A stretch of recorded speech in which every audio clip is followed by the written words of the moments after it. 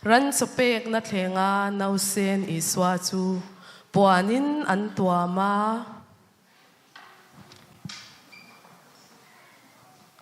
an mutira tin chu miram ve ka chuan beram veng tu te an oma zana chuan an beram ho an venga phula an ria chila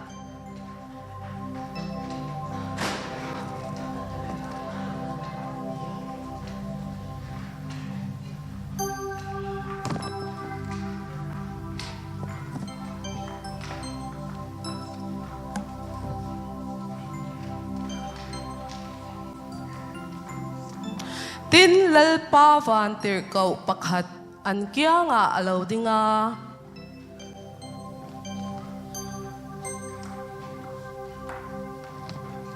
van tir kau chuan an hne na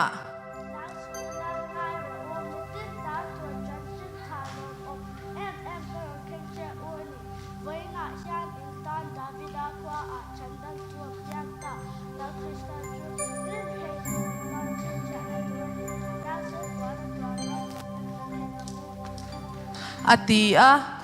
tin thok le khata van tir kau hne na chuan vana mi ho mi pui an lo om ta chia ma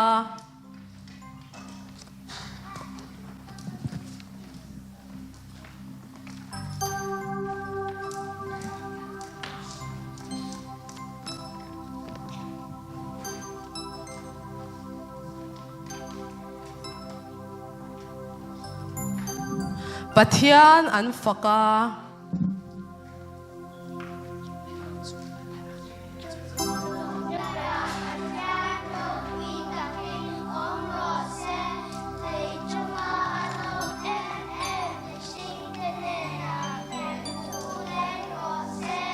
an ti a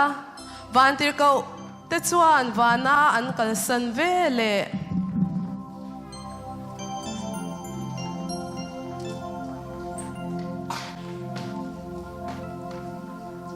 beram veng tu te chuan Bethlehem kholampan chuan an kala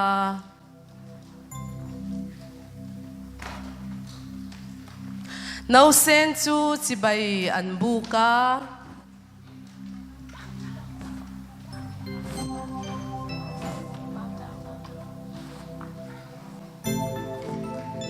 pathian choi moi le fak chung ze lin an kir le ta a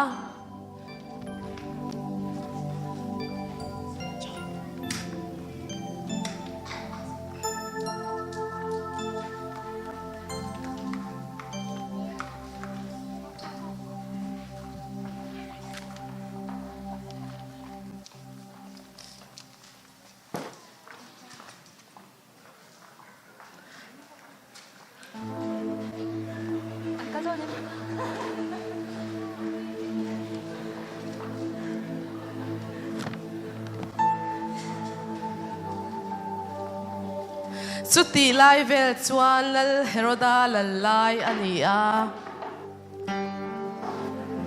khochak lama mi fing te chuan ar sidang lam tak an ming lal thar lo piang sibai buk turin lal heroda chen na in lam chu an pana tin lal heroda chu ashiat vele amang ang te ema mi fing te chu akawa dil chu takin ar silan lai chu azot chuak a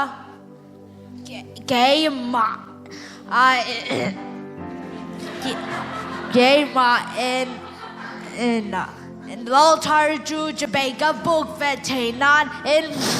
Muvela min ron shilang cheu atia mi fing te chuan lal thu chu an sia a an kalta a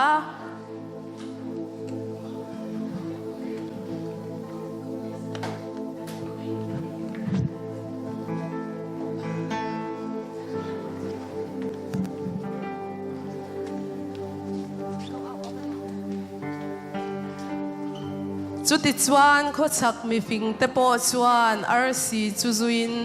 no sen om na chungzon athena adin ma lo song an ma a akal zela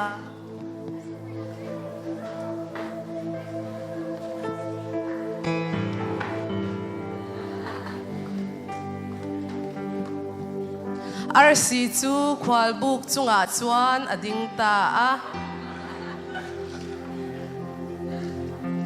no sen an mu chuan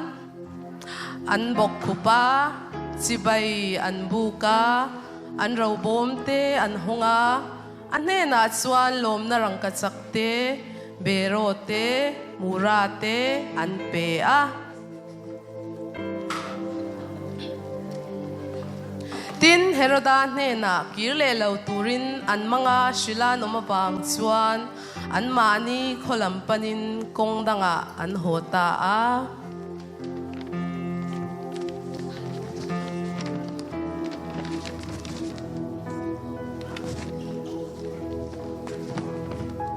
unaw du takte u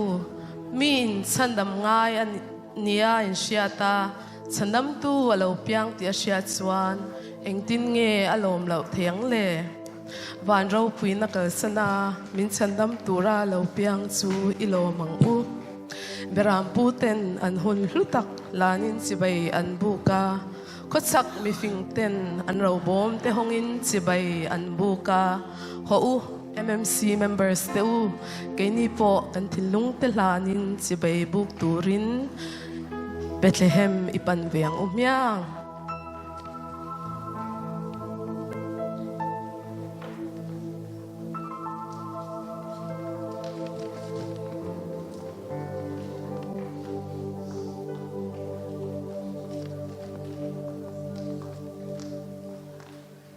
kan lo me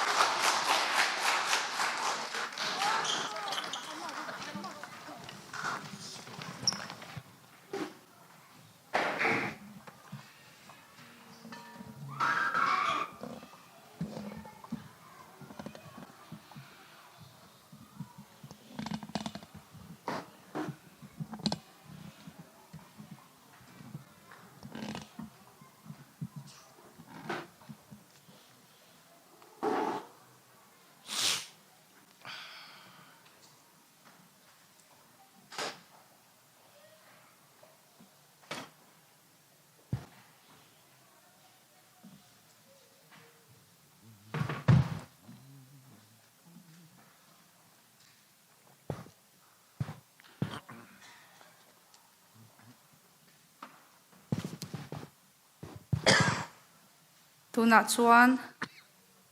short message in